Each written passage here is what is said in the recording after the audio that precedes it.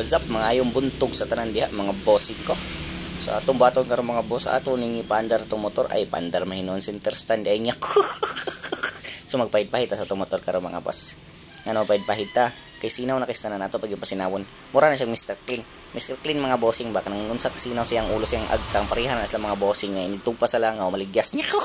Unsa daw maligyas niya. So yun mga boss, pahiran ta na mga bossing ko.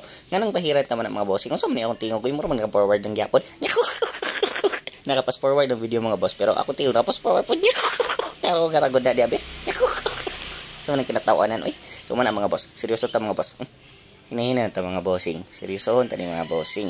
Sa mana oy, nakapas forward ang video, nakapost forward ang istoryahan. Nya na pay kinatawanan nga mura og naligsan. So yun mga boss. Balik ta.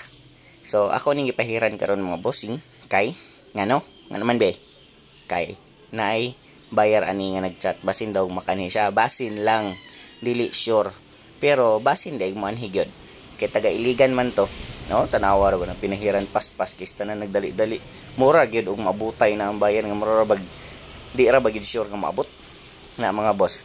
So kani ako motor mga boss ang brand ani Yamaha. Ang model ani mga bossing ko Yamaha NMAX version 2 2022 model mga bossing. So good shares pa kay na ang dagan ani mga boss 35k ang udo muna murag gold ba nga murag nasa 10k ana ba so 35 di ba. So na akong anak ko dagan-dagan kapag naka-forward nang gyapon na napaisa so duha na sila nawa naghay-hay pa todo na TikTok na ba nawa nag-story na murag kulay ay murag kalay na hinuon niya ko murag exercise pero mag TikTok na sila mga boss nanukad nagtagsa pag nag-left and right tanawara ko daw di ba kalingawan akong video basta ako diyan mga boss ako ra nang gi pahiran ng motor diya para mo sinaw po na para pud ba nga makatrack po nag-buyer. So kani akong motor nakapost na ni sa marketplace pero actually wala pa gini-view ani mga bossing. Wa pa nag-view ani ako ang motor. So gahulat lang ko sa mo view ani kay kung magkasinabot sa presyo good shares na. Pero kung hindi magkasinabot dili ko masugot. Kaya syempre NMAX version 2 ba ni mga boss. Ang cash ba ni mga boss sa NMAX version 2 is 170k ba pagkuha ani sa tag-iya. Kaya ang tag-iya ni mga boss nagkuhag sakyanan.